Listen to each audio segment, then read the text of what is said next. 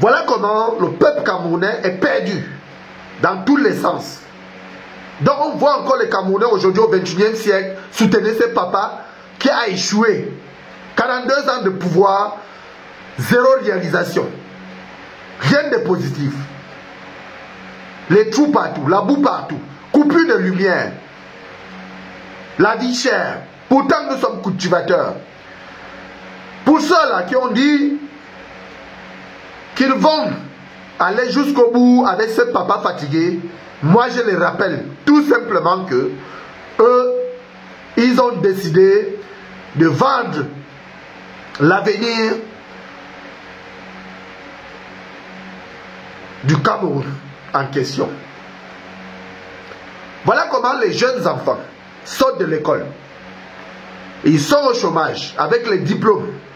Les jeunes diplômés, ils n'ont pas le travail. Tout simplement parce que ce système diabolique, cette partie politique satanique, le RDPC, a décidé d'hypothéquer la jeunesse camerounaise, la vie de la jeunesse camerounaise. Ici, le commandant des forces révolutionnaires Ramon Kota, I love my Cameroon for life. Pour ceux-là qui continuent à soutenir ce papa fatigué, ces hommes à la fois méchants et criminels, qui sont à la tête des institutions camerounaises, je les rappelle que le Cameroun n'appartient pas à une ethnie. Le Cameroun n'appartient pas à une famille. Et le Cameroun appartient à tous les Camerounais. Et ils ont oublié, comme ils ont tellement, et ils sont tellement assoiffés du pouvoir, ils ont oublié la jeunesse camerounaise. Donc on voit même sous les commentaires, des fois, de jeunes qui ont été sacrifiés. Dont les diplômés qui sont au chômage et les papas fatigués des verts qui sont aux affaires. Seul au Cameroun, on le constate. Dans d'autres pays, on ne peut pas voir ce qui se passe au Cameroun là, se passer dans un autre pays. Au monde, dans le monde entier. On constate que cette même jeunesse sacrifiée est derrière ces papas fatigués.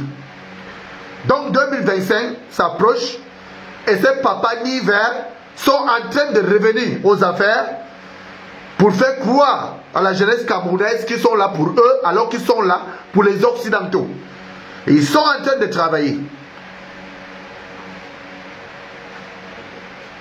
pour rendre service aux Occidentaux et non au peuple camerounais.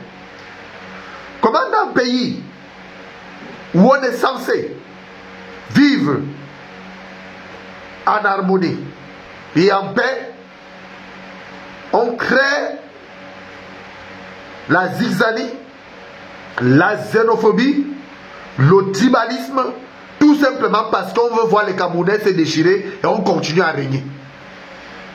Donc j'interpelle ceux-là qui disent qu'ils seront candidats en 2025, qu'ils prennent les responsabilités et que chacun oublie son intérêt personnel, qu'on pense à l'intérêt général et intégral de notre pays.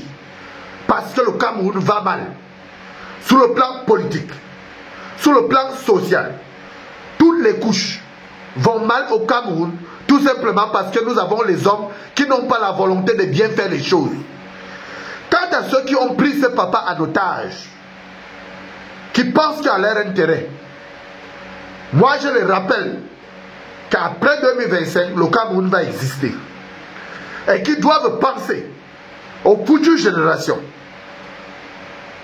Ils doivent penser à bien faire les choses parce que ces hommes sont fatigués et ne méritent plus être à la tête de nos institutions. Tous les trois. Celui de la Sénat, celui de l'Assemblée nationale, celui qui a étudié, qui croit qu'il étudie l'appartient, moi je le rappelle tous les jours, qu'il étudie, c'est la maison du peuple camerounais et que n'importe quel Camerounais qui se sent capable, qui a le sentiment, peut s'installer à étudier en tant que président de la République parce que nous sommes fatigués, nous voulons un changement total dans notre nation. Parce que ceux qui ont fait 42 ans d'échec ne peuvent plus continuer à régner.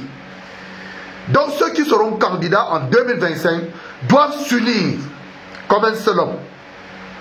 Mais comme je rappelle toujours aux Camerounais et aux Camerounaises, que le Cameroun ne peut pas se libérer par la voie d'une, parce que les élections sont toujours truquées d'avance. C'est à cause de ça que ce papa a fait 7 mandats. Et voilà le 8e qui veut briguer. Donc il est candidat à sa propre succession. Tout simplement parce que le peuple camerounais s'est endormi. Ils ont zombifié la jeunesse camerounaise. Voilà les jeunes diplômés qui chantent, qui sont sous les motos. Mais à la fois qui vont prendre les pains aux sardines, tout simplement parce qu'ils ont faim et les petits jus. Et ils oublient que ça les pousse encore à avoir un 7 ans de plus de souffrance. Alors, jeunesse camerounaise, lèvons-nous comme un seul homme pour que notre pays puisse avoir un nouveau visage. Un Cameroun nouveau est possible sans le régime du roi Paul Biya alias Hitler et le roi lui-même. Nous voulons justice pour tous, partage et égalité, un vivre ensemble et vivre mieux.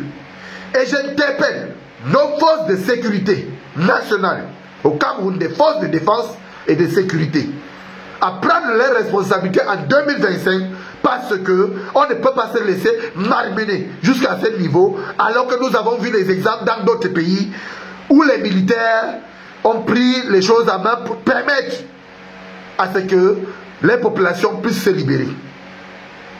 Alors, chers compatriotes, nous vous invitons à suivre de près ce qui se passe dans notre nation parce que ces élections sont déjà truquées d'avance et nous le savons. Ils vont se balader avec ces photos pour venir dire qu'il a encore gagné les élections. Comme s'il était le seul Camerounais.